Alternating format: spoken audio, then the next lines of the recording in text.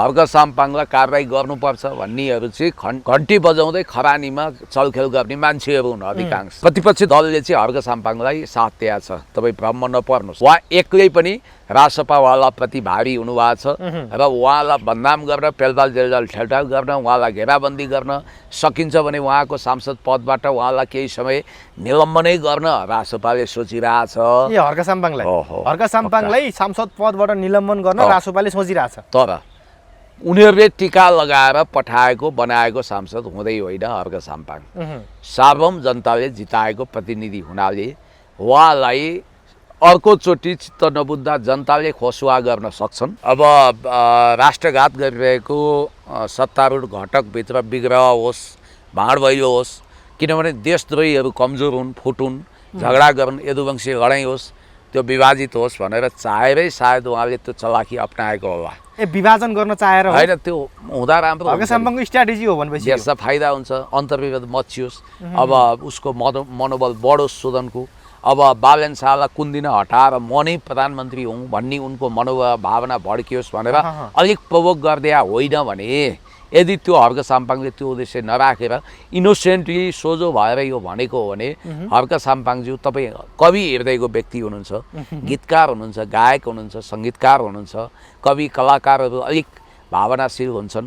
उनीहरूलाई व्यक्तिगत रूपमा राम्रो गरी इज्जत गर्यो भने उनीहरूले धेरै कुरा बिर्सिन सक्छन्। हर्क साम्पाङजी यो देशमा महत्त्वपूर्ण छ भनेर हुनुहुन्छ भनेर मैले सुरुदेखि नै यसरी भनिरहेको छु। तपाईँले बालन शाह र सुदन गुरुङमा केही भिन्नता नदेख्नुहोस्, एउटै हुन्, केही फरक छैन। दुवैको सोच डिप स्टेटसँग मिल्छ, दुवैको एटिच्युड भने एउटै हो। हर्क साम्पाङले किन संसदमा अराजकता देखाइरहेछन् भनेर अहिले धेरैले आलोचना गरिरहेछन्, तपाईँले कसरी लिनुभयो? यो अराजकता होइन, जनताको जायज सवाल जवाबमा हर्क साम्पाङज्यू सामेल हुँदाखेरि जनताको तहबाट जुन प्रश्नहरू गरिनुपर्छ भन्ने एउटा भावना छ, त्यो भावनालाई उहाँले आफू मार्फत एक्सप्रेस गरेको, अर्थात् प्रधानमन्त्री जवाफदेही हुनको लागि प्रधानमन्त्रीले सदनमा उठेका प्रश्नको जवाफ दिन प्रधानमन्त्री खुद सदनमा आउनुपर्छ।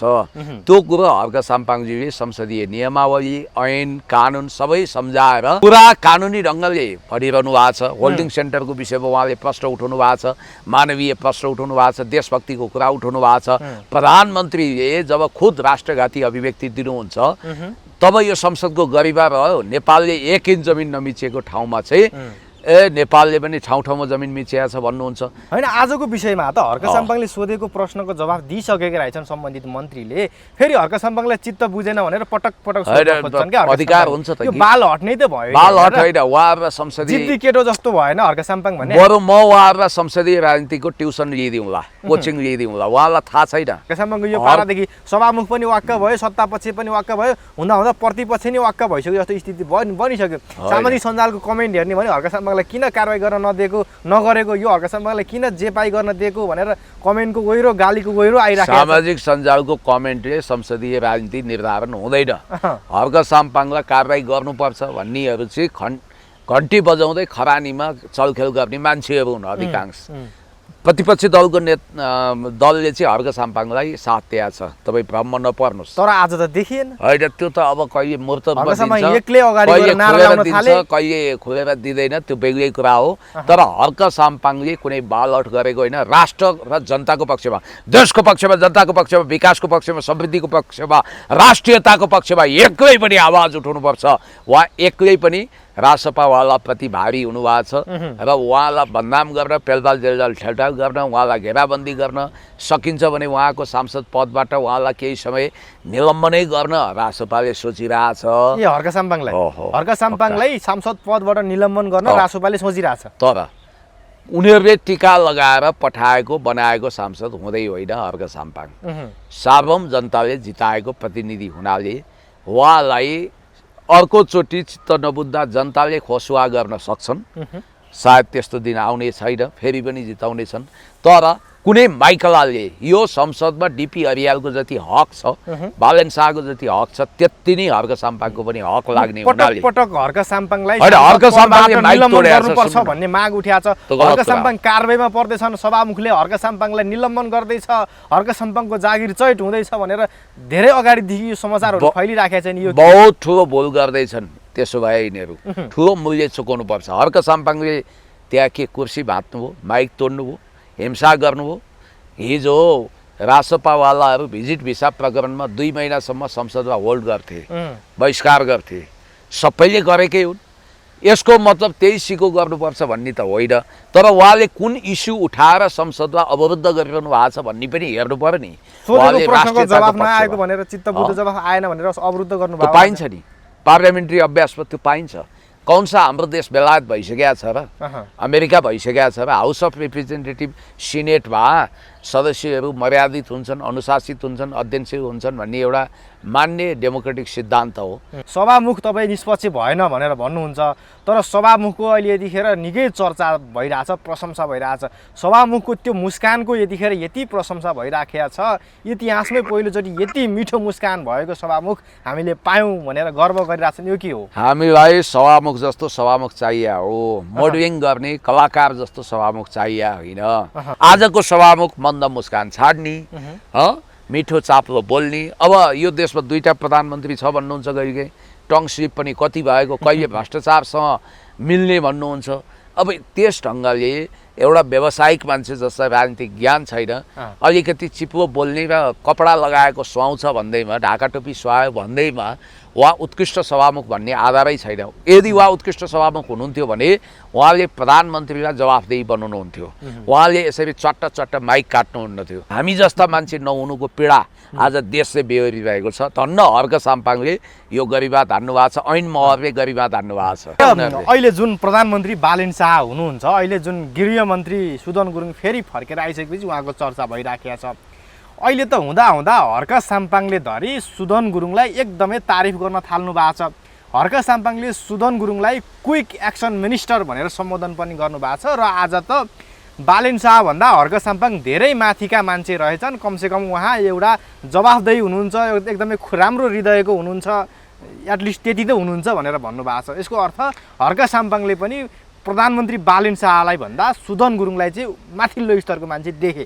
त्यही हो ठ्याक्कै अहिलेको अवस्था। होइन, यस्तो हुन्छ कि अब राष्ट्रघात गरिरहेको सत्तारूढ घटकभित्र विग्रह होस्, भाँडभैलो होस्, किनभने देशद्रोहीहरू कमजोर हुन्, फुटुन्, झगडा गरून्, यदुवंशी लडाइँ होस्, त्यो विभाजित होस् भनेर चाहेरै सायद उहाँले त्यो चलाखी अप्नाएको होला। विभाजन गर्न चाहेर होइन, त्यो हुँदा राम्रो। हर्क साम्पाङको स्ट्राटेजी हो भनेपछि देशलाई फाइदा हुन्छ, अन्तर्विरोध मचियोस्, अब उसको मनोबल बढोस् सुदनको। अब बालेन शाहलाई कुन दिन हटाएर म नै प्रधानमन्त्री हुँ भन्ने उनको मनोभावना भड्कियोस् भनेर अलिक प्रवोक गरिदिया होइन भने, यदि त्यो हर्क साम्पाङले त्यो उद्देश्य नराखेर इनोसेन्टली सोझो भएर यो भनेको हो भने, हर्क साम्पाङज्यू तपाईँ कवि हृदयको व्यक्ति हुनुहुन्छ, गीतकार हुनुहुन्छ, गायक हुनुहुन्छ, सङ्गीतकार हुनुहुन्छ। कवि कलाकारहरू अलिक भावनाशील हुन्छन्, उनीहरूलाई व्यक्तिगत रूपमा राम्रो गरी इज्जत गर्यो भने उनीहरूले धेरै कुरा बिर्सिन सक्छन्। अब सुदन गुरुङको हकमा चाहिँ म हर्क साम्पाङज्यू, जसमा मैले दुःखमा साथ दिएको छु, मेरो परम मित्र, सुरुदेखि नै मैले देशलाई तपाईँ देशलाई चाहिन्छ है, तपाईँ महत्त्वपूर्ण व्यक्तित्व हो, म प्रधानमन्त्री हुन्छु, म राष्ट्रपति हुन्छु भन्ने सपना पाल्नुहोस्। लेक्वान युले जसरी from third world country to first world पढ्नुहोस्, त्यहाँ जसरी देश निर्माणको एउटा स्वप्नदर्शिता देखाएका छन्, देश जनता विकास समृद्धिको पक्षमा हिलोबदोलोबा चटाइपो गुन्द्रीमा बसेर अहोरात्र मेहनत गर्ने इमान्दार धरतीपुत्र, भूमिपुत्र हर्क साम्पाङजी यो देशलाई महत्त्वपूर्ण छ भनेर हुनुहुन्छ भनेर मैले सुरुदेखि नै यसरी भनिरहेको छु। र उहाँलाई म एउटा महत्त्वपूर्ण सुझाव दिन्छु, तपाईँले बालेन शाह र सुदन गुरुङमा केही भिन्नता नदेख्नुहोस्, एउटै हुन्। हामी कहाँ एउटा उखान छ कि एउटै ड्याङको मुला भन्ने, केही फरक छैन। दुवैको सोच डिप स्टेटसँग मिल्छ, दुवैको एटिच्युड भने एउटै हो, दुवै एउटै शक्ति केन्द्रको ब्ल्याक होलमा पस्न चाहन्छ। कमसेकम उहाँले भन्नुभएको छ नि त, जवाफदेही हुनुहुन्छ। कमसेकम सुदन गुरुङ कमसेकम जनताको प्रश्नको जवाफ दिन्छन्, स्पष्ट बोल्छन्। बालेन शाह त बोल्दैनन्। होइन, त्यो प्रस्तुति फरक होला नि, तपाईँ र म फरक छौँ नि, प्रकृतिले हामीलाई अलग बनाएको छ नि त। तर हाम्रो सोचाइ एउटै हुन पनि सक्छ नि, व्यक्तिको अनुहार फरक हुनसक्छ। तपाईँ अलिक बाचाल हुनुहोला, म कम बोलाउँला, तपाईँ अलि दबङ हुनुहोला अथवा के होला, मेरो अलिकति स्वभाव फरक होला, तर उद्देश्य त एउटै हो नि। यिनीहरूको उद्देश्य एउटै हो। हातमा टिओबीको ट्याटु खोप्ने सुदन गुरुङ बरु बढी नै खतरनाक होलान्, बालेनभन्दा कम खतरनाक छैनन्। ए बालेनभन्दा सुदन गुरुङ खतरनाक। अरे जेएनजीका भाइ बहिनी जो थुनिएका थिए तिनीहरूले के बयान दिए? अब भिडियो त मैले तपाईँ कहाँ बारम्बार देखाएँ। भारतको तिमीहरू किन विरोध गर्छौ? तिमीहरूलाई वर्षौँ थुनाइदिन्छु। तिमीहरूले यो बुझेका छैनौ? प्रधानमन्त्री भने ठिक हो, नेपालले पनि भारतको धेरै ठाउँमा जमिन मिच्या छ भनेर भारतको चाकडी गर्ने।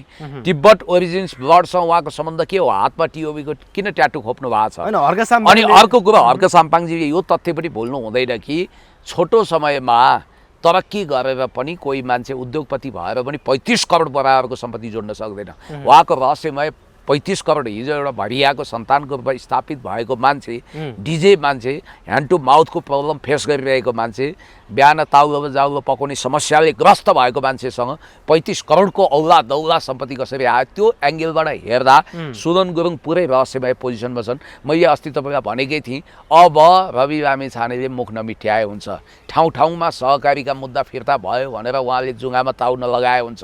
तपाईँलाई याद दिउँ, यो फोटोको बारेमा म विवेचना गर, तपाईँले एउटा कुरा ख्याल गर्नुहोस्। यिनीहरूको उद्देश्य भनेको नेपाललाई खरानीको डल्लोमै परिणत गर्ने हो, नेपाललाई सर्वनाश गर्ने हो। सुकुम्बासीको विषयमा स्टन गर्दा हामीले पत्याइदिनु पर्ने। हर्क साम्पाङजी जतिखेर रुँदै कराउँदै यो बस्ती तोड्न पाइँदैन भनेर सदनदेखि बाहिर उफ्रिरहनु भएको थियो, म पनि कराइरहेको थिएँ, हामीले रोइरहेका थियौँ। त्यतिखेर सुदन गुरुङ कुन 7 पत्रे दुलोमा थिए? उनको शक्ति यति थियो कि उनले चाहेको भए डोजरको चाबी खोज्न सक्थ्यो। किन गएनन् त्यहाँ? मेरो छाती हाजिर छ, सुकुम्बासी बस्तीमा डोजर गयो भने मेरो छातीबाट बुलडोजर चलाउनु भन्ने रवि लामिछाने र खगेन्द्र सुनार कुन दुलामा फसे? सुदन गुरुङले पनि त्यो पहल गरेनन्। एउटा कुरा। दोस्रो, तपाईँलाई म के भन्छु भने सुदन गुरुङ जसले जेएनजी आन्दोलनको सवालमा गरेको गडबडीकै कारण याद गर्नुहोस् है, गडबडीकै कारण उनलाई राष्ट्रिय मानवाधिकार आयोगले कारबाहीको सिफारिस गरेका छ। अनि त्यो व्यक्ति चाहिँ लिबरल छ, त्यो व्यक्ति मोर रेस्पोन्सिबल छ, काइन्ड हार्टेड छ भनेर सोच्नु चाहिँ हर्क साम्पाङजीको भावुकता हो। म उहाँलाई यही भन्न चाहन्छु कि यस्तो भावुकतामा हामीले हलचल हुनु हुँदैन। अब सिके राउतको कुरा गरौँ, एउटा विज्ञप्ति त आयो, सिके राउत सेक्रेटेरिएट भनेर आयो नि त। त्यहाँ चाहिँ 2-3जना व्यक्तिको नाम तोकेको रहेछ, जसले चाहिँ श्रम संस्कृति, उज्यालो नेपाल र यो विलय हुन थालिसकेको प्रलोपा, यो 3वटा शक्तिसँग वार्तासार्ता गरेर अहिले मोर्चाबन्दी गरेर जाने, त्यसको लागि सहकार्य हुँदै पार्टी एकतासम्म पुग्ने गरी सिके राउतले एउटा देशद्रोही प्लान फिट गरेछन्। तपाईँलाई म याद दिलाउँछु, गाउँमा अति सुन्दरी तर असल सुशील कोही कुमारी केटी देख्यो भने प्ले बोयहरूको मुख रसाउँछ। उनीहरूले सुरुमा गरिब छ भने अफर दिन्छन् र उनीहरू जति पनि खर्च गर्न तयार हुन्छन्, तर आफ्नो कौमार्य गुमाउन उनीहरूको पैसामा नबिक्ने गरी ती केटीले अडान लिइन् भने लिन्छन् पनि। लिँदाखेरि अन्ततगत उनलाई सकेसम्म आफ्नो ओछ्यानमा तान्ने, पैसाले किनेर हुन्छ कि धाक धम्की दिएर हुन्छ कि विवाहको आश्वासन दिएर हुन्छ कि प्रेमको नाटक गरेर हुन्छ, आफ्नो ओछ्यान तताई माग्नको लागि उनलाई बाध्य बनाउने, घिसारेर ल्याउने। त्यतिले भएन भने अनि बदनाम गर्ने काम हुन्छ। भर्जिन नेसनलिस्ट, भर्जिन पेट्रोटिक शक्तिको रूपमा उदाएका हर्क साम्पाङले सिके राउत जसले तराईलाई टुक्र्याएर मधेसको पहिलो राष्ट्रपति हुने दुस्वप्न देखेका छन्, त्यो सपना भए कमजोर भयो अहिले। उनी अब लगभग संसदीय राजनीतिबाट दरकिनार भए, कमजोर भएको हुनाले पहाडसम्म पनि पहुँच भएको, राम्रो पकड भएको र तराईमा सङ्गठन विस्तारको लागि व्यग्र प्रतीक्षा गरिरहेको हर्क साम्पाङको यो भावनामा खेल्न खोजेका हुन्। अब उज्यालो नेपालले के गर्छ सायद कुलमानले पनि यो समर्थन नगर्लान्। अब प्रलोपा बाबुराम भट्टराई त सिके राउतकै ड्याङमा उभिन्छन्, उनको कुनै कुरै भएन होइन। तर हर्क साम्पाङले नो थ्याङ्क्स किन भन्नुपर्छ भने म बलियो छु भने मेरो खेल एक्लै मैले खेल्ने हो, मैले कुस्ती आफै भिड्ने हो, मैले परीक्षा आफ्नो आफै दिने हो, मलाई कसैको बैशाखी टेक्नु पर्दैन यदि म ठिङ्ग उभिन र हिँड्न सक्छु भने। हर्क साम्पाङ आज त्यो पोजिसनमा हुनुहुन्छ। रासोपालाई तोरीको फुल देखाउने हर्क साम्पाङ सिके राउत जसले अस्ति भर्खरै होसियारीपूर्वक बालन शाहको विज्ञप्तिलाई स्वागत गर्दै, संसदको घातक सम्बोधनलाई स्वागत गर्दै, स्याबास प्रधानमन्त्रीज्यू, हामी अब 1950 को सन्धि खेलाउनुपर्छ, 1950 को मैत्री तथा शान्ति सन्धिको आडमा टेकेर हामी 1816 को त्यो सुगौली सन्धि खारेज गर्नुपर्छ, जसको कारण उनीहरूले एउटा नक्कली इतिहास रचना गरेका छन्। 1816 अगाडि मधेस स्वतन्त्र देश थियो अथवा भूभाग थियो, त्यसलाई पहाडियाहरूले चाहिँ 2 लाख रुपियाँ त्यतिखेर नगद नारायण टक्राएर मधेस किनेको, उपनिवेश बनाएको भन्ने नक्कली जाली झेली कृत्य रकमी नक्कली इतिहास खडा गरेका छन्। र त्यसको आधारमा सिके राउतले उहिले आजभन्दा 10 वर्ष अगाडि सचेतनतापूर्वक युगोस्लाभियालाई जसरी युएनपिओमै दर्ता भएको हुनाले पछि युगोस्लाभियाबाट सर्बिया, बस्निया हर्जगोभिना टुक्राइयो, इथियोपियाबाट इरिट्रिया अलग्याइयो, त्यसै गरी unrepresented nations and peoples organisation युएनपिओमा अलरेडी मधेस भन्ने छुट्टै देश हो भनेर दर्ता गराइसकेका छन्। त्यसलाई पाइपलाइन कन्ट्रीको रूपमा राखिसकेका छन्। त्यसको छुट्टै राष्ट्रिय भाषा, राष्ट्रिय गान निर्माण गरेका छन्। यस्ता घातक नयाँ पाकिस्तान बनाएर मोहम्मद अली जिन्ना जसरी भारतबाट टुक्रिएर पहिलो राष्ट्रपति बने, त्यसै गरी मधेसको पहिलो राष्ट्रपति हुने दुस्वप्न देखेर बालन शाहले घातक जुन अभिव्यक्ति दिएका थिए, 1 इन्च जमिन पनि नमिचेको अवस्थामा पनि उल्टै 80,000 हेक्टर जमिन हामीले गुमाएका छौँ। अब हर्क साम्पाङ भन्नुहुन्छ सिमानामा काँडे तार लगाउनुपर्छ, पर्खाल लगाउनुपर्छ, देश जोगाउनुपर्छ। जननेता मदन भण्डारी र केपी शर्मा ओली पछिको राष्ट्रवादी भिडियो थामेर उहाँ अगाडि बढिरहनु भएको छ। अब नदीको अर्को किनार जस्तो होइन, मिल्दै नमिल्ने, विचारै नमिल्ने, सोच नमिल्ने सिके राउतले जुन झाँसा दिएका छन् एकीकरणको, सङ्गठन विस्तार हुन्छ भन्ने नाममा, 2-4 सिट आउँछ भन्ने नाममा सिके राउत सहकार्यको भुल सायद उहाँले गर्नुहुन्न, गर्नु पनि हुँदैन। त्यसलाई नो थ्याङ्क्स भन्दै आउटराइट रिजेक्ट गर्नुपर्छ। अब यो जस्तो मन्त्रीहरूको कुरा गर्दा, प्रधानमन्त्रीको कुरा गर्दा, प्रधानमन्त्री बालिन शाहले चुनाव अगाडि भन्ने गर्थे काम नगर्ने ठेकेदारहरूलाई रुखमा बाँधेर हुन्छ कि झुन्ड्याएर हुन्छ कि काम गराउनु पर्यो भनेर बालिन शाहले भन्थे। त्यही देश बनाउने सदस्यहरूको कुरा। अनि अहिले देश बनाउने सदस्यका अर्का व्यक्ति ती सुनिल लम्सालले अहिले खुट्टा भाँच्दिनु परेको म बिहोर्छु या केही फरक पर्दैन भन्ने अभिव्यक्ति दिइरहेछन्। यो हिसाबले चाहिँ साँच्चीकै के यो सरकार गुन्डाराजतर्फै अघि बढेको हो कि क्या हो? यो सरकारले नियम कानुन मान्दैन, हान्ने, ठोक्ने, मार्ने, पिट्ने, भाँच्ने त्यो मात्रै हो कि क्या हो यो सरकारको काम जस्तो देखिया छ? यो के हो?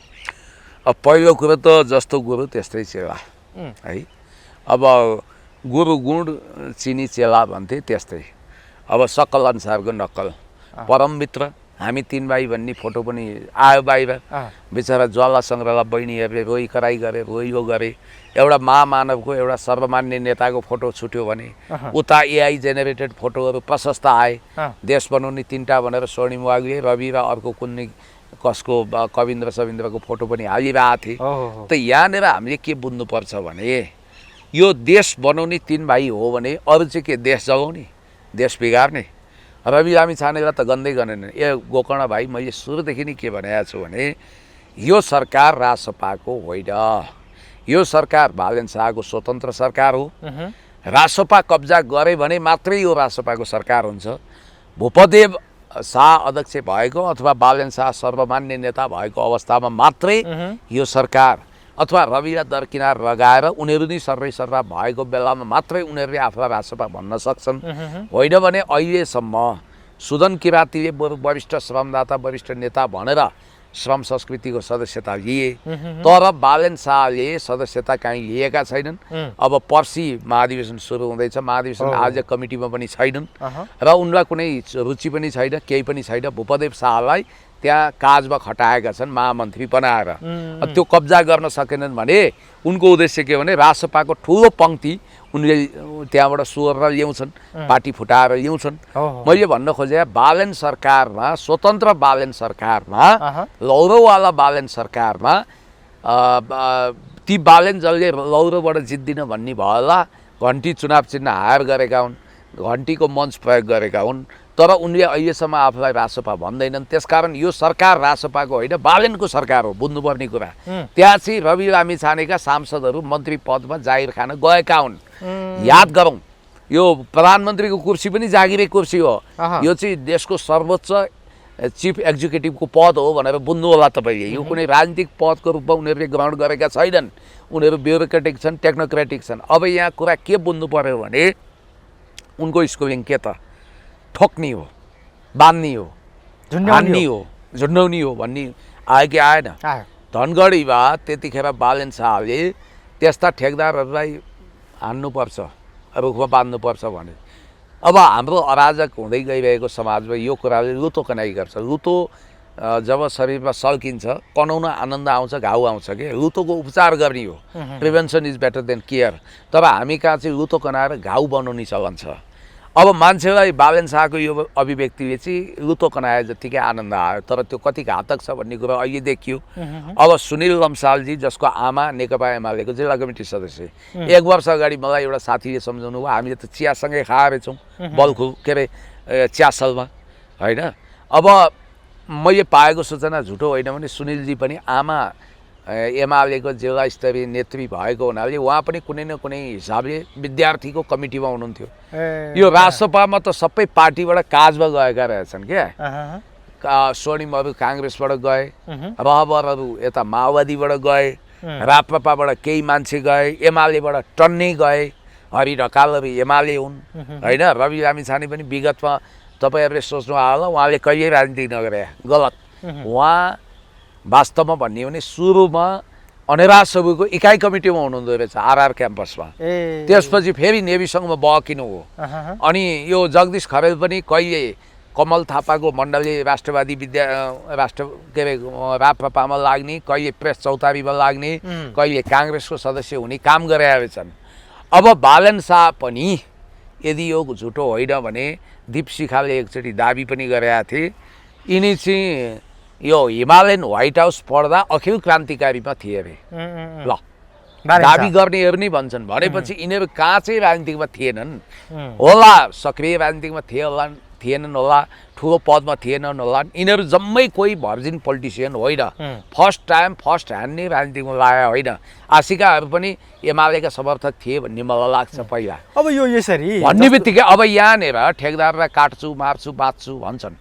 समस्या कहाँ छ अर्थ नवर्थ गोविन्द गाई टाउको औषधि कहाँलाई नाइटोमलाई मैले त्यही भएर भन्छु यिनीहरूभन्दा राजनीतिक त त्यो राजेन्द्र खड्गीले बुझे होलान् क्या माइक फ्याँके के गरे होइन झगडा गर्छन् रमाइलो गर्छन् होइन ल ठिक छ यो बालेन शाहहरू सुनिल लम्सालहरू भने त युवा भए युवाले अलिकति जोसमा आएर होस गुमाएर बोलिदिए होला अराजक अभिव्यक्ति दिए होला उहाँहरूलाई माफी गरिदिउँ तर महावीर पुन जस्तो बुढो मन्त्री एक किसिमले पाको मन्त्री भनौँ न उहाँले धरि सुनिल लम्सालले भनेको कुरो ठिकै त हो नि म पनि भन्छु नि लात्ताले हान्ने के अरे खुट्टा भाँच्ने होइन गोद्नुपर्छ लात्ताले हान्नुपर्छ भनेर म पनि भन्छु नि ठिकै कुरा त गरेन भनेर महावीर पुनले नि त्यो कुरालाई त बचाउ गरे राम्रै भने यो के हो पाको मन्त्री भनेको महावीर पुनले पनि यस्ता अभिव्यक्ति दिन थाले त फेरि अब एउटै कुवाको पानी खाएका हुन् यिनीहरू कुण्ड पानी कमसेकम उमेरले अलिकति फरक पर्छ नि त युवामा जोस हुन्छ भनिदिइहाल्छ युवा हुँदैमा मन्त्री भइसकेपछि गलत बोल्ने छुट छैन युवा अल्लारे ठिटो हो भर्खरको स्कुलले केटो हो युवा भइसकेपछि एक त सम्हालिएर बोल्नुपर्छ मलाई आज पनि सम्झना छ म हाई स्कुल पढ्दै म्याच्योर थिएँ तपाईँ कति उमेरको हुनुहुन्छ र म 21 हो 21 वर्षको एउटा नौजवान ठिटो क्यामेराको नेपथ्यमा बसेर यति मिठो प्रश्न सोध्नुहुन्छ तर यहाँ कहिलेकाहीँ आउँछन् उमेर 55 दिल 55-60 वर्षका मान्छे पनि आउँछन् प्रश्न सोध्छन् मन परी अनि त्यो इन्टरभ्यू दिँदा पनि झुर लाग्छ क्या भने हुने बिरुवाको चिल्लोपात महाकवि लक्ष्मीप्रसाद देवकोटाले 10 वर्षमै कविता लेख्नु हो नारायण गोपालले 15 वर्षको उमेरमा भजनबाट सुरु गर्नु हो संसारका महानतम व्यक्तिहरू राजनेताहरू हुने बिरुवाको चिल्लोपात मर्निङ सोज डे भन्दै राम्रो लक्षण लिएर आएका हुन्छन् अब 12 वर्ष कुकुरको पुच्छर ढुङ्ग्रामा राखे पनि बाङ्गाको बाङ्गे यिनीहरूको मती फेर्दैन काट्ने कुट्ने मार्ने गोद्ने बाहेक केही पनि दिमागमा छैन डिप स्टेटले त्यही सिकाएको छ तालिम त्यही छ चाहे महावीर पुनजी भनौँ चाहे बालेन शाहजी भनौँ चाहे सुदन गुरुङ भनौँ चाहे अहिलेका मन्त्री सुनिल लम्साल तपाईँलाई याद दिलाउँछु यिनीहरूको डबल स्ट्यान्डर्ड पहिला आफैले AP1 को टेलिभिजन इन्टरभ्यूमा हिंसा गर्नु हुँदैन कुट्नु हुँदैन पिट्नु हुँदैन भनेर रहेछन् बालेन शाहले त अझै इन्टरभ्यू दिएर एक ठाउँ पनि भत्काउनु हुँदैन बिगार्नु हुँदैन तोड्नु हुँदैन पब्लिकको सम्पत्ति हो त्यो नागरिकलाई अस्तव्यस्त बनाउनु हुँदैन भने पछि आफैले ड्याङ हाने झापामा गएर एक ठाउँ पनि भत्किँदैन भने अहिले डोजर आतङ्कै मच्चाए यिनीहरूले जे बोल्छन् त्यसको उल्टो बुझ्नु पर्यो ऐनाको अक्षर उल्टो हुन्छ भने जस्तै यिनीहरूको कुरा सुल्टोबाट होइन उल्टोबाट बुझ्न सुरु गर्नुपर्छ जहाँसम्म सुनिल लम्सालको कुरा छ म तपाईँलाई क्लियर कट बताइदिन्छु यो भनेको चाहिँ के हो भने राज्यविहीनता अराजकता हो यहाँनिर यो दबङ शैली यो हर्फन मौला शैली राजेन्द्र खड्गी पनि मन्त्री हुन्थे भने यसरी बोल्दै हिँड्थे, सम्हालिएर बोल्थे, दुर्गा प्रसादले पनि सम्हालिएर बोल्थे होलान्। यिनीहरू कानुनभन्दा माथि हो। समस्या कहाँ छ अब म तपाईँलाई बताइदिन्छु। एउटा ठेकदार कतिखेर भ्रष्ट हुनसक्छ थाहा छ? जब मन्त्रालयमा मन्त्री भ्रष्ट भएको उसले चाल पाउँछ, जब प्रधानमन्त्रीलाई कमिसनको रफुचक्कर छ भन्ने उसले बुझ्दछ, जब सचिव, डिजी, इन्जिनियर सबका सब भ्रष्ट छन् भन्ने बुझेपछि, अथवा तीमध्ये कुनै विङ्स भ्रष्ट छ भन्ने बुझेपछि ठेकदारको गलत मनसायले सातौँ आसमान चुम्छ।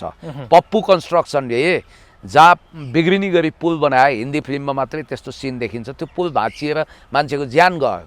त्यस्तो पुल बनाउन उसलाई उकास्ने भनेको तिनै मन्त्रालयका सचिव, मन्त्री, ठेकदार, के अरे इन्जिनियरहरू हुन्। यसको एउटा लेयर म तपाईँलाई बताइदिन्छु। मानव सडक विभाग अन्तर्गत कुनै ठेक्का लाग्यो, इन्फ्रास्ट्रक्चर मिनिस्ट्री भने त्यही हो, सडक आदि इत्यादि, यो सबै भौतिक पूर्वाधार शहरी विकासको छुट्टै छ हो। भौतिक पूर्वाधार अन्तर्गत सबभन्दा बढी बजेट हुन्छ, खरबौँ बजेट हुन्छ। अस्ति हुन त सुनिल के अरे अहिलेको मन्त्री, के अरे यिनको नाम सुनिल लम्साल, अब ठेकदारहरूसँग अलिकति पैसाको रफुचक्कर चलाउन खोज्या भन्ने कुरा क्युआर भएर महाधिवेशनबाट चन्दा उठाएको कुरो त यहाँ आइसक्यो। क्युआर दुरुपयोग गरेर रासपाले होइन, यो विषयमा एकछिनपछि आउँला। अब यिनी पनि कति दुधले धोएका छन् भन्ने कुरो प्रश्न त उठाएको छ यिनको नैतिकतामाथि पनि। अब यिनी बालन साहबले अघिल्लो दिन फोटो प्रकाशित गरेर सुदन र यिनलाई के फर्काएका थिए? आइएम भन्नाले इन्फ्रास्ट्रक्चर मिनिस्टर सुनिल लम्साल, अनि एचएम भनेको होम मिनिस्टर अर्थात् गृहमन्त्री सुदन गुरुङ, त्यसपछि पिएम भने स्वयं आफू देवादिदेव महादेव सोध्छन्। बालन शाह चट्ट कालो चस्मा, मोडलिङ गर्ने हिँडे ठिटा जस्तो देखिया छ, तीन भाइ फिल्मकै सुटिङ जस्तो। त्यो फोटो आए लगत्तै उनको मनोबल चर्किएर गयो, उच्च भयो, उनको हौसला बुलन्द भयो। यहाँनिर म तपाईँलाई बताइदिन्छु, कुनै ठेकदार यदि मन्त्री 1 रुपियाँ पनि खाँदैन, सचिव र डिजी, मन्त्रीले खाएन भने सचिव र डिजी पनि ठेगानमा आउँछन्। म तपाईँलाई बताइदिन्छु, डाइरेक्टर जेनरल डिजी र मन्त्रालयको सेक्रेटरी अथवा तालुकदार निकायका इन्जिनियरहरू, ठेक्कावाला, यो तीनटा निकाय अथवा तीनमध्ये एउटा पहिलो त प्रधानमन्त्री 1 पैसा खाँदैन भन्ने बित्तिकै मन्त्रीहरू डराउन थाल्छन्। जसले घुस खान्छ त्यसलाई हटाइदिन्छु भन्ने कुरालाई चाहिँ मनसा वाचा कर्मणा, मन वचन कर्मले लागू गर्नु पर्यो। जस्तो नेपालको इतिहासमा मनमोहन अधिकारीले घुस खाएको कुरा सपनामा पनि सोच्न सकिँदैन थियो, बिपीले खाँदैन थिए, कृष्णप्रसाद भट्टराईले खाँदैन थिए, अरू सबैको म ग्यारेन्टी लिन्न होइन। त उनीहरूको पालामा पनि उनीहरूले प्रतिज्ञा गर्नाले घुसखोरीको अन्त्य भएको थियो क्या। प्रधानमन्त्रीले नखाएपछि मन्त्रीहरूले आँखा चम्काउन र हात लम्काउन सक्दैनन्।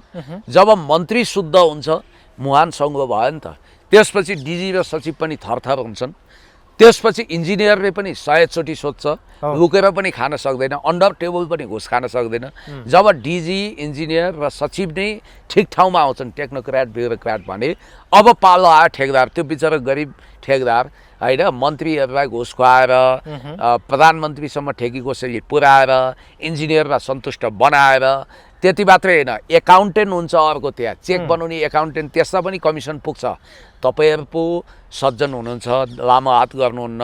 अहिले त युट्युब पनि त्यसमा कतिपय युट्युब सामेल गरे। तपाईँलाई एउटा याद दिउँ, यिनीहरूले पत्रकार नामका ब्ल्याकमेलरहरूलाई पनि कुत्तेका दाना भनेर छुट्याएका हुन्छन् रे, 10-15%। किनभने भरे न्युज प्रकाशित भइहाल्छ, हिजो छापिन्थ्यो, आज प्रसारण प्रकाशन हुन्छ।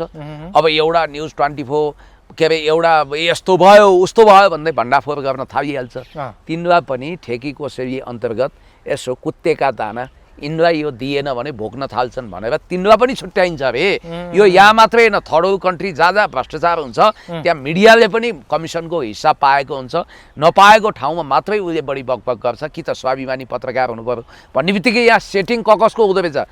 न्यूनतम रूपमा एउटा ठेकदारलाई तपाईँले गाली गरिरहँदा त्यसका विङ्सहरू को भ्रष्ट हुने रहेछन्?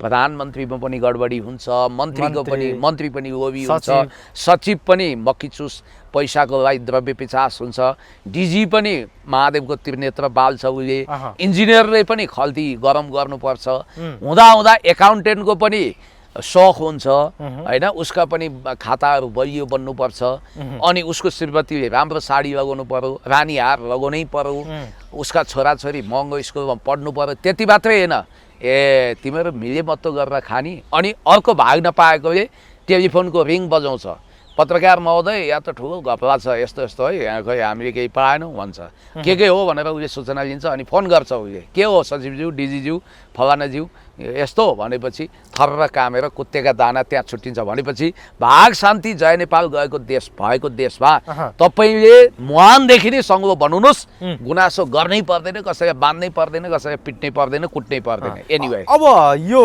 सरकारै अराजक भएको देशमा जनताहरू पनि अराजक हुन थाले हुँदा हिजोदेखि एउटा सामाजिक सञ्जालमा भिडियो निकै भाइरल भइरहेको छ एउटा पुरुषले एउटा महिलालाई खुकुरी नचाउँदै खुकुरीले काट्न खोजेको जस्तो गर्दै एउटा हिंसात्मक गतिविधि गरेको एउटा भिडियो निकै भाइरल भयो यद्यपि आज ती व्यक्ति ती पुरुष लागु औषधसहित पक्राउ पनि परिसकेको छ भन्ने कुरा आएको छ यो किसिमको अराजकताले समाजलाई कता लाँदैछ हेर्नुहोस् त खुल्लम खुल्ला खुकुरी नचाउँदै महिलालाई काटुमलाई झैँ गरेर खुकुरीले हानिरहेको भिडियो अहिले निकै चर्चामा छ यसलाई तपाईँले कसरी हेर्नु अब त्यो कुख्यात भाइको नाम नलिउँ त्यो नेपाली ब्रोको न्यू भर्जन जस्तो मलाई लाग्यो यो यस्तो हिंसात्मक कामहरू यस्तो हिंसात्मक भड्काउ कहाँबाट समाजमा सुरु हो भने जब जेनजी आन्दोलनमा धेरै युवाहरूले प्रधानमन्त्री भइसकेका मान्छेलाई आफैले गएर कुटे रक्ताम्बे बनाए शेरबहादुर राई जलाए काटे कुटे पुलिस मारे होइन गोली चल्यो हिंसा भयो आगजनी भयो अराजकता भयो ध्वंस भयो अनि अपराधीहरू जेल बाहिर छुटे कसैले आफ्नो श्रीमती मारे कसैले आमालाई सिद्ध्याए कसैले हत्या गरे कसैले के गरे अब म सुन्दैछु यो केटो पनि त्यही जेनजी आन्दोलनको क्रममा छुटेको रे ए हो र त्यतिखेर हो मैले पाएको सूचना झुटो होइन भने चाहिँ यो रवि लामिछाने जब नखु कारागार तोडेरै निस्किया भन्छु त्यतिखेर उनी अनाधिकृत रूपमा निस्किएपछि 15,000 कैदी छुटे तपाईँलाई याद दिलाउँ न्यायाधीश रणबहादुर बमको हत्या गर्ने गिरोह पनि सेन्ट्रल जेलबाट बाबु थापा लगायतका व्यक्ति छुटे पाएका छन् ती कहाँ छन् अहिले प्रहरीको अनुसन्धान राडारमा होला नि तर पक्रिन सकेका छैन कति त्रासदीमा छ 12,000 हतियार अहिले पनि प्रहरीको अथवा राज्यको नियन्त्रणबाट बाहिर छ के होला यहाँ अब त्यसपछि चाहे त्यो नेम्बाङ दाजुभाइलाई चक्कुली हानेर मारेको घटना होस् र पछिल्लो समय यो नेपाली ब्रो भन्ने जसलाई सोसियल मिडियाले असाध्यै बढी भड्काएको थियो त्यो ज्याद्रो मान्छे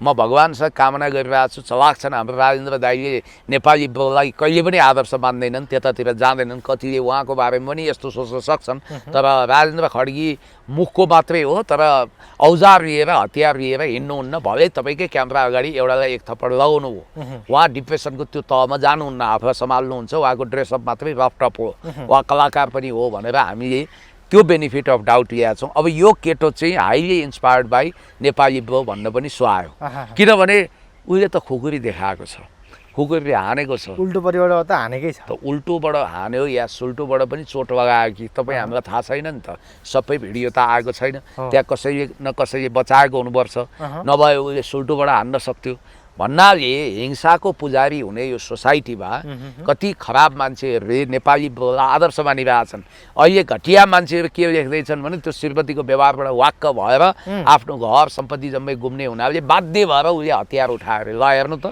नेपाली ब्रोलाई ब्रान्डिङ गरे सोसाइटी कहाँ जाँदैछ तिनको घरमा त्यस्तो अपराध नहोस् उसलाई त आजीवन कारावास सेनाले माग्दैछ अब प्रहरीले माग्दैछ अदालतमा कमसे कम पनि 25 वर्ष त गयो केटो नभए पनि आजीवन कारावास यो समाजमा पुरुषको समस्या चाहिँ कसले सुनिदिने क्या महिलाले चाहिँ केही भयो भने महिलाले गएर उजुरी दिने ठाउँ छ पुरुषले उजुरी दिने ठाउँ छैन पुरुषको पीडालाई मजाक बनाइदिन्छन् त्यसकारणले पुरुषहरू हत्या गर्नलाई बाध्य हुन्छन् भने बाध्य हुँदैनन् होइन पुरुषको यसरी बचाउ गर्दैछन् त्यसै त्यो गलत कुरा हो हत्या भनेको हत्या नै हो अपराधी कसैको दाइ हुँदैन भाइ हुँदैन दिदी हुँदैन बहिनी हुँदैन अपराधीको कुनै भाषा हुँदैन बेस हुँदैन आकाश पताल दुई पताल खोजेर भने पनि कडाभन्दा कडा कारबाही गर्नुपर्छ भनेर मैले भनिरहेको छु किनभने विलियम शेक्सपियरको नाटक मर्चेन्ट अफ भेनिसको पात्र साइलक भन्दा पनि खुङ्खार खालका अपराधीहरू अथवा सिरियल बिकिनी किलर चार्ल्स सोब्राजका नयाँ अवतारहरूलाई कुनै हालतमा धोइ पखाली गर्नु हुँदैन डेन्टिङपेन्टिङ गर्नु हुँदैन हिजो खुकुरी प्रहार गर्ने त्यो आपराधिक मानसिकताको मान्छे हो ट्यापे टाइपको मान्छे हो त्यसलाई चाहिँ कानुन बमोजिम दण्ड दिनै पर्छ त्यो बहिनी धन्न भगवान चन्द्रमा दाहिने भएछन् र तिनको काल नआएको हुनाले ती बाल बचिन् त्यो ठुलो हिंसा भएको रहेछ मैले हेर्नुहोस् कस्ता कस्ता भिडियो हेर्न पनि सक्दिनँ ब्याक स्टोरी के रहेछ खासमा त्यो हिजोको खुकुरी नचाएको भिडियोको वास्तविकता के रहेछ त्यसको पछाडिको रहस्य के रहेछ तपाईँले केही पत्तो पाउनुभयो अब यसो बुझ्दै ल्याउँदा चाहिँ के बुझियो भने त्यहाँनिर कुत्सित उद्देश्य त्यो केटीले यो ट्यापेको व्यवहारबाट दिक्क भएर उसले यसलाई छोड्न खोजेको देखिन्छ।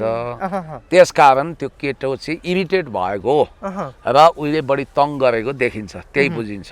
त्यसै कारणले नै त्यसै कारण हो। अब अलिकति अहिले हामीले त्यो प्रसङ्गलाई स्लिप गरेछौँ, मूल प्रसङ्गमै जाउँ। मूल प्रसङ्ग के हो भने कुरा आयो सृष्टि भट्टराईको। हर्क साम्पाङज्यू जसले हुँदै नभएको कुरा गरे भनेर दुष्प्रचार गरियो। वास्तवमा त्यो अनियन्त्रित भएर बाइक लड्यो, चोट लागेको हुनाले एउटा सेल्फी खिच्न, भिडियो खिच्न उहाँले त्यो क्यामेरा प्रयोग गरेको। तर बेर्नु निस्किने गरी हाम्रो रमेश प्रसाई भाइले भ्याट बढाउनु, बिजुलीमा कर बढ्नु राम्रो कुरा हो भन्दै डिफेन्स गर्दै रवि भक्ति गर्दै अनेक गरे हो। साथमा हर्क साम्पाङको धतुरा झारे, कानुन नमान्ने, विधि नमान्ने, शासन नमान्ने, नियम नमान्ने, अराजकता फैलाउने भने। आज तिनी सृष्टि भट्टराई अब हुन त उनले मैले कलाकारिताको लागि फोटोसुट भिडियो सुट गरे भनेर झुट चाहिँ बोलिनन्। कमसेकम अझै पनि घन्टीवाला गुण उनमा आउन अझै बाँकी छ होइन। जसरी त्यो खगेन्द्र सुनारले चाहिँ होइन हाम्रो मन्त्रीजीले चाहिँ नाच्ने कुरा गरे हो, कुट्ने कुरा गरे होइन, कम्मर भाँच्ने भने अलिकति यो उचाइको कारणले यो भयो भनेर झुटो बोलेर रफु मास्टरको काम त उनले गरिनन्। तर हेर्नुहोस् हर्क साम्पाङले कुनै ट्राफिक नियम उल्लङ्घन गरे होइन, उहाँलाई चिड काटिए पनि होइन। तर यहाँनिर विचार के गर्नुपर्छ भने त्यो भट्टराई बहिनी भन्छु म उहाँलाई सांसद सृष्टि भट्टराईले जसरी एउटा फ्र्याङ्किस दिँदै होइन पुरा मोडलिङ शैलीमा कुनै फिल्म सुटिङ जसरी चलिरहेको द्रुत गतिको रोकेको गाडी पनि होइन, चलिरहेको द्रुत गाडीमा टाउको र जिउै आदि जिउ निकालेर फ्र्याङ्किस गरेकी छिन्। विपरीत दिशाबाट यदि गाडी आएको भए उनी अचार हुन्थिन्। त्यो डेन्जर अवस्था छ के त्यहाँ। अनि अर्को कुरो त्यो पाठ सिकेको त त्यही रवि लामी छानेर बालेनबाट हो। हुटमा नाचेका थिए नि त यिनीहरू पहिला, त्यसैबाट पाठ सिक्या होला। अब अरूको लागि चाहिँ यिनीहरूले पाठ सिकाउने कति डबल स्ट्यान्डर्ड छ, कति हिपोक्रेसी छ तपाईँले देखिरहनु भएको छ। अब यो फोटोको कुरा पनि जाउँ है, हामी 3 भाइवाला हुन त म 5 दिन काम गर्छु, थाक्छु, 1 दिन रमाइलो गर्छु। अब जिस्किन पाइन्छ, प्रधानमन्त्री भएको मान्छे ठट्टा गर्न पाइन्छ। जिस्किने भनेको क्रूर ठट्टा हो। उहाँले राष्ट्रको विषयमा जिस्किनु हो। कहिले चियादानीमा जानुहुन्छ, त्यहाँ करै तिरेको रहन्छ हेर्नुहोस्। अनि के प्रधानमन्त्रीले चियादानीमा गएर प्रधानमन्त्रीले चिया खानु गलत हो त? त देशका सङ्गीन मुद्दाहरूबाट स्किप गरेर संसद नगएर चियादानीमा जाने, रमाइलो गर्ने यो यस्ता फाल्तु कुरामा प्रधानमन्त्रीको चाहिँ आफ्नो पर्सनल लाइफ हुँदैन भने? पर्सनल लाइफ भन्ने हुँदैन। प्रधानमन्त्री भइन्जेल पब्लिक लाइफ बाँच्नुपर्छ। कहिलेकाहीँ उनी कस कहाँ गए, कुनै पब्लिक कहाँ गएको छैनन्, उनकै साथीभाइ। अब उनको लगानी छ छैन थाहा छैन, हल्ला गर्नेले उनको लगानी पनि हुनसक्छ भनिदिए। अनि बालेन शाहको त तारिफ भइरहेछ नि त, पहिलाका प्रधानमन्त्रीहरू पुरै वरिपरि सुरक्षा गार्ड लिएर जान्थे। हेर्नुहोस् त प्रधानमन्त्री त खुल्लम खुल्ला चिया खान गइदिए बिना सुरक्षाकर्मी। अहिले प्रधानमन्त्रीको राम्रै समय चलेको हुनाले हेर शङ्करको नङ्गा वेश छैन निन्दित, बडाले जे गरे हुन्छ त्यो सर्वसम्मत भन्ने एउटा उसको कवि शिरोमणि लेखनाथ पौडेलको एउटा काव्य पङ्क्ति। अहिले बालेनले जे गरे पनि राम्रो आउँछ, जे गरे पनि सुहाउँछ। तर जब उनको सिद्धाको समय सिद्धिने छ, जब उनको कुण्डलीमा सङ्कटले ताण्डव गर्नेछ, उनले राम्रै गर्न खोजेछन् भने नि मान्छेले पत्याउँदैनन्। अहिले उनको सही समय चलेको हुनाले मान्छेले हाई हाई गरेको। के प्रधानमन्त्रीले अब वर्ल्ड कपकै कुरा गरौँ, एकछिनपछि तपाईँ आउनुहुन्छ पक्कै। मलाई मनपर्ने टिम छैन, म त हेर्दिनँ, मलाई जाँगर चलेन भन्नु हो। प्रधानमन्त्रीजी ठोस वा मूर्त भाषामा किन लेख्नुहुन्न? तपाईँलाई मनपर्ने टिम छैन भने नेपाल छैन भने कि भारत?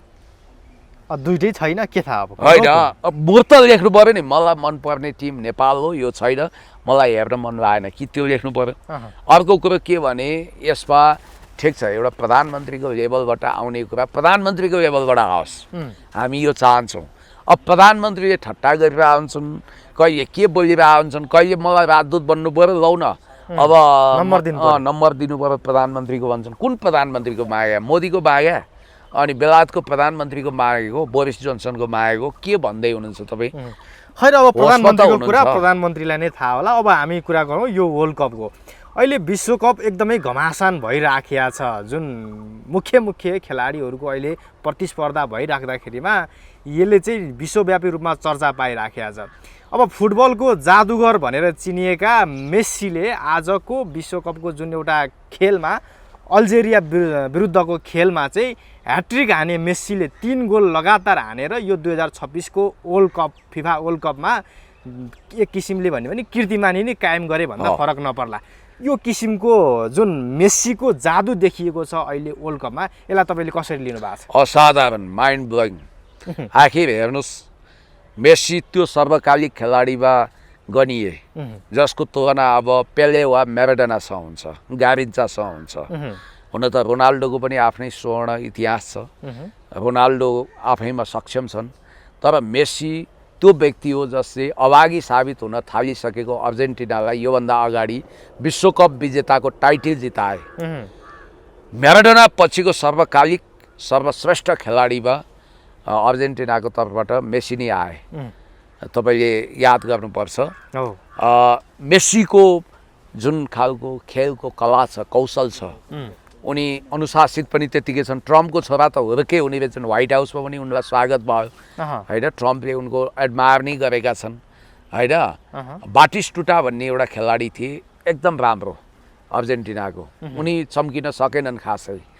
त आज मेस्सीले रिटायरमेन्ट हुने बेला सम्भवतः उनको यो खेल जीवनको अन्तिम खेल हो यो, यसपछि उनले सगरमाथाको शिखर चुम्नेछन्, खेलको फुटबलको सगरमाथा चुमेपछि उनले त्यहीँबाट रिटायर लिनेछन्, ग्रेसफुल एक्जिट लिनेछन्, रिटायरमेन्टको सही छनौट गर्दैछन् उनले, र म्याराडोनाको त्यो अधुरो सपनालाई पनि पुरा गर्दैछन्। र उनलाई हार्दिक बधाई, शुभकामना। उनले जादु नै देखाए फुटबलमा, नयाँ कीर्तिमान खडा गरे। नेपालमा र हिजो किपर हेर्नु त एउटा सानो देशको आहा फलोअर्स पहिला 50,000 रहेछ, अहिले मिलियन के अरे 1 करोड जति पुगिसक्यो भन्नाले यसपटक म चाहिँ फेरि मेरो के छ भने म ढार्दिनँ, मैले हाइलाइट्स हेरेँ है, किनभने यो रातभरि निन्द्रा म तब मार्नेछु जब सेमिफाइनल वा क्वार्टर फाइनल वा सेमिफाइनल नकआउट सुरु हुनेछ। यो निन्द्राको मामिलामा म सिजिन पिनसँग सहमत छु, तर त्यही सिजिन पिन पनि क्वार्टर फाइनल वा सेमिफाइनल पछि निन्द्रा मार्छन्। हामी थर्ड वर्ल्ड कन्ट्री एसियनहरूको एउटा बडो ब्याड लक के भने खेलहरू प्राय युरोप अमेरिकामा हुन्छ, उता रात पर्दा यहाँ दिउँसो हुन्छ, उता दिउँसो हुँदा यहाँ रात पर्छ। फुटबल भने दिउँसो खेलिन्छ। अब यहाँ रातभरि नसुतिकन हेर्न चाहिँ स्वास्थ्यले पनि साथ नदिने हुनाले अहिलेसम्म हाइलाइट्स हेरिया छ। वाउ मेस्सी, अब एम्बाप्पेको कमाल जादु कति देखिने हो, अनि त्यसपछि तपाईँको रोनाल्डोको कति देखिन्छ, अनि त्यसपछि नेमारले कति तरक्की गर्छन् ब्राजिलको तर्फबाट। नेपालमा चाहिँ अहिले अब स्पेनको चाहिँ हिजो निराशाजनक भयो है, अहिले जति एक्सपेक्टेसन गरेको थियो त्यति भएन। आज अल्जेरियासँगको खेलमा ह्याट्रिक गरेर सायद म्याराडोनाको छेउछाउमा, डिएगो म्याराडोनाको छेउछाउमै मेस्सी पुगे। अब यो नेपालमा चाहिँ रोनाल्डोले के मेस्सीले यसरी गोल हानिसकेपछि रोनाल्डोको फ्यान र मेस्सीको फ्यानहरू एक आपसमा बाज्न थालेछन्, झगडा गर्न थालेछन्। मेस्सी खतरा कि रोनाल्डो खतरा भन्ने अहिले बहस नेपालमा चलिराखेको छ यो खेल मन पराउनेहरू मध्येमा। वास्तवमा खतरा चाहिँ को, मेस्सी खतरा हो कि रोनाल्डो खतरा हो? मलाई त मेस्सी मनपर्छ। रोनाल्डो फर्ममा छन्, स्ट्रङ छन्, अनुशासित पनि छन्, तर मेस्सी मोर पोलाइट, अनि त्यसपछि तपाईँको आफ्नो देशलाई टाइटल जिताउने नै महान हुन्छ नि। पोर्चुगलको लागि रोनाल्डोले गोल गरेका छन्, नगरेका होइन, तर अहिलेसम्म रोनाल्डो खेलिकन पोर्चुगलले टाइटल जितेका छैन, विश्वकपको उपाधि जितेका छैन, त्यो विडम्बना हो। अघिल्लोचोटि धरधरी हुनु पर्यो मेस्सी, तर म कुरा गर्दैछु 2018 को, त्यतिखेर पनि मैले समीक्षा गरेका थिएँ। मेरो समीक्षा त उहिलेदेखि सुरु भएको, तर 2022 मा टाइटल जिताए। यसपटक पनि सायद मेस्सीले वर्ल्ड कप को टाइटल अर्जेन्टिनालाई जिताए भने चाहिँ उनी नयाँ म्याराडोना वा पेले नै साबित हुन सक्छन्। अहिलेको यसो छाटकाट हेर्दा जुन किसिमले आज मेस्सीले ह्याट्रिक हाने त्यो हेर्दा त यसपालिको वर्ल्ड कपको उपाधि पनि मेस्सीकै टिम अर्जेन्टिनाले नै रोनाल्डोको त लगभग निश्चित हो। त्यस्तै देखियो। हुन त ब्राजिललाई कम आँक्नु हुँदैन, पोर्चुगललाई पनि कम आँक्नु हुँदैन, स्पेन पनि ठिकै छ, अरू फ्रान्स पनि ठिकै छ, जर्मनी पनि ठिकै छ। हेर्दै जाउँ। मेरो समर्थन चाहिँ अर्जेन्टिनालाई हुन्छ, मेस्सीलाई अवश्य हुन्छ। अनि तपाईँलाई एउटा कुरा याद दिउँ, पोर्चुगलको गेम हेर्नै बाँकी छ। भोलि तर हुँदैछ अब। यिनीहरू लामो समय टिके। तपाईँलाई एउटा अर्को रोनाल्डोको म कथा बताउँछु। एउटा खेलाडी भद्दा भयो, मोटो भयो, नाइट क्लब धाउन थाल्यो, जिउ बिगार्यो, अनुशासनमा बसेन भने त्यसको पतन त्यहीँबाट सुरु हुन्छ। गायकले जथाभावी खान थाल्यो, रियाज गरेन, अमिलो पिरो खायो, जड्या भयो भने ऊ पनि पतन हुन्छ। एउटा पत्रकार अल्छी भयो, काम गरेन भने उसको अधोपतन त्यहीँबाट सुरु हुन्छ। एउटा राजनीतिज्ञले निरन्तर राजनीति गरेन भने ऊ त्यहीँबाट फल डाउन सुरु हुन्छ। एउटा खेलाडीले आफूलाई फर्ममा राख्न मेहनत गर्नुपर्छ। रोनाल्डो जति ह्यान्डसम छन् उनले मेहनत गरे। यो वास्तवमा अहिलेको क्रिस्टियानो रोनाल्डो भन्दा ब्राजिलको रोनाल्डो धेरै क्वालिटीको खेलाडी हो। जिनेडिन जिडानले भलै तहल्का मचाए 1998 मा। मलाई आज पनि सम्झना छ, मैले 1986 देखि वर्ल्ड कप हेरेको, झिरझिरे ब्ल्याक एन्ड व्हाइट टिभीदेखि। 1990 मा हेरेँ, म्याराडोनाको जादुदेखि। 94 हेरेँ, जतिखेर म भर्खर कलेज जोइन गर्दै थिएँ 2052 सालतिर, 51-52 मा होइन। पछि तपाईँलाई मैले भनौँ रोनाल्डो चाहिँ नाइट क्लब धाउने, केटीसेटीसँग हिँड्ने गर्दा जिउ बिगारे, भद्दा मोटो भएपछि त गयो होइन। उनले एकाध रोनाल्डिनियो पनि त्यत्तिकै सम्मानका हकदार थिए, के भयो उनी त्यति चम्किन सकेनन्, भलै चम्किएका हुन्। अब अर्को तहल्का मचाउने डेभिड बेक्ह्याम ब्रिटेनको, उनले 2002, 2006, 2010 मा तहल्का मचाए। अब क्रिस्टियानो रोनाल्डो र मेस्सी चाहिँ लामो समयदेखि चर्चाको शिखरमा छन्। अब रोनाल्डोको हेर्न बाँकी छ। क्रिस्टियानो रोनाल्डो नयाँ खेलाडी पनि हुँदैछन्, तर मेस्सीले त तहल्कै मचाइदिए। मेस्सीले आफूलाई मेस्सी नै साबित गरे र अब हेर्न बाँकी छ। नकआउट अझै सुरु भएको छैन, अहिले त पोइन्ट बढ्ने मात्रै हो। जे होस्, यसपालिको वर्ल्ड कप चाहिँ बडा रोमाञ्चक छ। अब मैले चाहिँ नकआउट जब हुन्छ नि, सेमी फाइनल के अरे क्वार्टर फाइनलदेखि म त हेर्छु, सबै हेर्छु। हस् त, समय धेरै धेरै धन्यवाद। र अर्को कुरो, हामीले एउटा अर्जेन्टिनाको म्याराडोना सम्झिनुपर्छ। म्याराडोनाले इङ्ल्यान्डसँगको फाइनल भिड्दा के भनेको थियो थाहा छ? म इङ्ल्यान्डसँग डराउँदिनँ, किनभने यो फकल्यान्डको युद्ध होइन जहाँ चाहिँ ब्रिटिसहरूले इङ्ल्यान्डले चाहिँ गोर्खालीलाई अगाडि लगाएको होस्। किनभने फकल्यान्डको युद्ध लड्न चाहिँ गोर्खाली नेपाली वीर बहादुरहरू इङ्ल्यान्डको पछिबाट फ्रन्टियर थिए, फ्रन्ट लाइनमा थिए। म्याराडोनालाई त्यतिखेर चाहिँ गोर्खालीहरू बहादुर हुन्छन् भन्ने थाहा रहेछ। उनले भनेको चाहिँ के भने, फुटबलको मैदानमा गोर्खाली आएर खुकुरी हान्दैन अथवा लडाइँ लड्दैन, त्यसकारण इङ्ल्यान्डलाई हामी सजिलै जित्छौँ भन्न खोजेका रहेछन्। त्यसकारण म्याराडोना अब हेर्दा पनि यो ल्याटिन अमेरिकी नेपाली जस्तै देखिने हुनाले हामी चाहिँ बढी मोहित हुन्छौँ। कारण त्यो हो। अब हुन त हामीलाई अर्जेन्टिनाले केही गरिदिएको छैन होइन, तर पनि किन हो किन अर्जेन्टिना ब्राजिल भन्ने बित्तिकै हामी जस्तै मान्छे देख्छौँ, हामी हुरक्क हुन्छौँ। कुरा त्यो अब हेर्दै जाउँ के हुन्छ। नेपालको भनौँ जेनजी सांसद भनेर आएका व्यक्तिहरू सबै यो मोज मस्ती रमाइलो एक किसिमले यो किसिममा लाग्नुलाई चाहिँ तपाईँले कसरी लिनुभयो? पढ्नु भयो तपाईँको यो जवाफ दिनु अगाडि एउटा नमुना सांसदको एउटा सानो स्पिच राजसभाको सुनाउँछु। अब यो जान्नेलाई छान्ने भन्नेहरूले, चाहे आशिका होस्, चाहे यिनको नाम पनि मलाई थाहा छैन, चाहे यी हुन्, चाहे रन्जु दर्शना, वाक्क न व्याक्क भएको छिन्, राष्ट्रियताको सवालमा बोल्नै सक्दैनन्। नेपालले मिच्दै नमिचेको जमिन मिचेको भन्ने कुरोमा तपाईँको सहमति छ। बालेन शाह तपाईँको प्रधानमन्त्रीले बोल्नुभयो, के भन्नुहुन्छ भन्दा राजेन्द्र बानियासँग उनी नाजवाफ हुन्छन्। अब हुँदा हुँदा लाज मर्नु कुरो हामीलाई तालिम दिनु पर्यो रे, जनताको कर काटेर बजेट छुट्याउनु पर्यो। गोकर्ण भाइ, तपाईँले इन्टरभ्यू लिँदै गर्दा दाइ म तालिम लिएर आउँछु, मैले तालिम लिएको छैन भन्नु हो भने म तपाईँलाई इन्टरभ्यू दिन्छु, दिन्न नि। पत्रकारले पत्रकारिता गर्नु पर्यो, चाहे तालिम लिएर आउनुहोस्, चाहे सिकेर आउनुहोस्, चाहे स्पोन्टेनियस। वकिलले वकालत गर्न जान्नु पर्यो। पढाउन जान्दैन भने त्यो कसरी प्रोफेसर वा टिचर हुन्छ? उपचार गर्न जान्दैन भने चिकित्सक कसरी हुन्छ? भू राजनीतिको जानकारी छैन, अनि त्यसपछि बोल्न जान्दैन, लेख्न जान्दैन भने त्यो कसरी सांसद मन्त्री हुन्छ?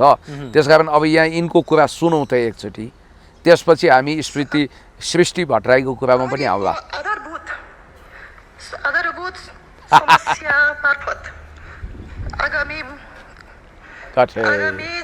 जान्नेलाई छान्ने गाउँपालिकाका धेरै प्रहरी चौकीहरू आज पनि जीर्ण अवस्थामा छन्। के हो? ठाउँमा बस्ने ठाउँ पनि छैन, कतिपय ठाउँमा खाना पकाउने ठाउँ पनि छैन। प्रहरी जनताले प्रहरी जनकले लु मार अब छोड्दिउँ। रजनी श्रेष्ठ, रजनी श्रेष्ठ रहेछ उहाँको नाम। उहाँ एकदमै रेस्लर बडी बिल्डर हुनुहुन्छ, रासोपाको समानुपातिक सांसद। यो एउटा कुरा के रहेछ भने मेरो परम मित्र डेली रामजीले अस्ति तपाईँको कार्यक्रममा आएर भन्दै हुनुहुन्थ्यो त्यो मैले पनि पहिलेदेखि भनेको जब देशमा केही कुत्सित उद्देश्यका साथ डिप स्टेटले आफ्नो पोलिसी तय गर्छ नि त्यतिखेर उसलाई रबर स्ट्याम्प संसद चाहिन्छ। त्यहाँ सांसदहरू विवेकी हुनु हुँदैन, राय बजाउनु हुँदैन, राजनीति बुझेको हुनु हुँदैन, ढ्यापढ्यापै हुनुपर्छ। यो देशले मिच्दै नमिचेको उल्टै नेपालको 80,000 हेक्टर जमिन मिचिएको पीडा छ। प्रधानमन्त्रीले यो देशको सीमा भारतको सीमा हामीले मिच्यौँ भन्दा पनि धेरै ठाउँमा मिच्यौँ भन्दा पनि ढ्यापढ्याप गर्ने सांसद चाहिन्छ। एसपिपी पास गरौँ भन्दा हुन्छ भन्ने भन भाइयोमा देउसिरे भन्ने चाहियो। अनपढहरू, अशिक्षितहरू, राजनीतिक चेतना शून्य भएका रोबोटहरूलाई नेता बनाइदो रहेछ। भ्लादिमिर जेलेन्स्की जो एक जोकर हुन्, सर्भेन्ट अफ पिपुलबाट उदाएका मेगा सिरियलबाट त्यस्ता मान्छे नेता बनाइन्छ। रवि लामिछाने जस्तो देशको नागरिकतै त्यागेर अमेरिकी नागरिक भइसक्या, तर अमेरिकी नागरिकता त्यागी त भने तर निशान नदेखाएका संदिग्ध व्यक्ति, राजनीतिक ज्ञान नभएका राजनीतिक कलाकार चाहिने रहेछ। हामी यस्तै त हो नि ब्रो, सहीमा ऱ्याप गाउँदै हुर्किएका मान्छेलाई प्रधानमन्त्री बनाउनु पर्ने रहेछ। हातमा टिओबीको ट्याटु खोपेका व्यक्ति जो संदिग्ध ब्याकग्राउन्डका छन्, राजनीति भनेर पनि बुझाएको छैनन्, त्यस्तो मान्छेलाई गृहमन्त्री बनाउनु पर्ने रहेछ। सांसदको त कुरै छोड्नुहोस्, ऊ आशिका तामाङले त्यो त एआईबाट बनाएको भिडियो होला, त्यो केही पनि होइन, भारतीय एसएसबी संस्थामा आएकै छैन भन्छन्। भनेपछि एउटा कुरा के ख्याल गर्नुहोस् भने हामीले देखेका, भोगेका, जानेका, बुझेका हिजोका सांसदहरूको स्तर हेर्नुहोस्। उनीहरूले आफ्नो क्वालिटी गुमाएनन् होला, उनीहरूले तरक्की गरेनन्, प्रगति गरेनन्, तर उनीहरूले क्वालिटीसँग कम्प्रोमाइज गरेनन्। आज देशमा हेर्नु त कस्ता मान्छे सांसद हुन थाले, कस्ता मान्छे गीत गाउँदा गाउँदै कोही सांसद भएको छ, कोही के भएको छ। ए यार, संसद भने ठट्टा हो, सांसद हुनु भने एउटा गरिमामय कुरा हो नि। सभामुख जस्तो छैनन्, मन्त्री जस्तो छैनन्। आज सस्मित पोखरेलको हेर्दै थिएँ म, टक टक टक टक कुनै मोडलिङ गरेको कुनै कलाकार जस्तो कुनै विमानस्थलमा ओर्लिएर हिँडिरहेको थियो, पोसाक पनि त्यस्तै छ। अब उता महावीर पुन फेरि खुट्टा भाँच्छु भनेर भनेका छन्। अब मन्त्री, अब भौतिक योजना पूर्वाधार मन्त्री जसलाई बालेन साहबले हामी 3 भाइ नामक राजनीतिक फिल्म सुटिङमा देश बनाउने टोलीको सदस्य भनेर चिनिन्छ अहिले। अब देश नबनाउने जलाउने को हुन् देश बनाउने के बनाउने थाहा छैन। उहाँको आमा एमालेको कमिटीमा मैले एकचोटि भेट्या पनि रहेछु, सुनिल लम्सालजीको आमा। पहिला उहाँ आफैले इन्टरभ्यू दिँदा चाहिँ कसैलाई हिंसा गर्नु हुँदैन, कुटपिट गर्नु हुँदैन भने रहेछ। अझ बालेन शाहजीले कहीँ भत्काउनु हुँदैन, केही गर्नु हुँदैन भनेर उहाँले भने रहेछ नि, होइन? त्यो कुरा छोडिदिउँ। सुदन गुरुङले म मन्त्री बन्दिनँ, बनी भने फाँसी लगाइदिनु भनेकै रहेछ। यिनीहरूले जे बोल्छन् उल्टो गर्ने रहेछन् भन्ने कुरो त आज आएर प्रमाणित भएको छ। तपाईँलाई मैले एउटा कुरा भनौँ कि अहिले हामीले सांसदहरूको चर्तीकला देख्यौँ। चाहे त्यो आशिका तामाङको भनौँ, स्टन्ट गर्न माहिर खप्पिस सुदन गुरुङको भनौँ, त्यो अस्ति बच्चालाई गोद लिन्छु भनेको थियो, ती महिला अहिले रुँदै फेरि लाइभमा आएछन्, मलाई झुक्क्याइयो, मलाई थाङ्नामा सुताइयो भन्दै। तपाईँलाई यति कुरा म भन्छु कि यो देशमा जुन ढङ्गको एउटा राजनीतिको पुरै गरिबा खस्किएको छ, एउटा जेनेरेसनै कोल्याप्स भएको छ। अत्यन्तै जान्नेलाई छान्ने भनेको चाहिँ यस्तो रहेछ, जलाउन, भत्काउन, कुट्न, पिट्न, स्टन्ट गर्न जान्नेलाई छान्ने भने रहेछ। बोल्न, लेख्न, पढ्न, देश बनाउन, इमान्दार हुन जान्नेलाई चाहिँ नछान्ने भने रहेछ।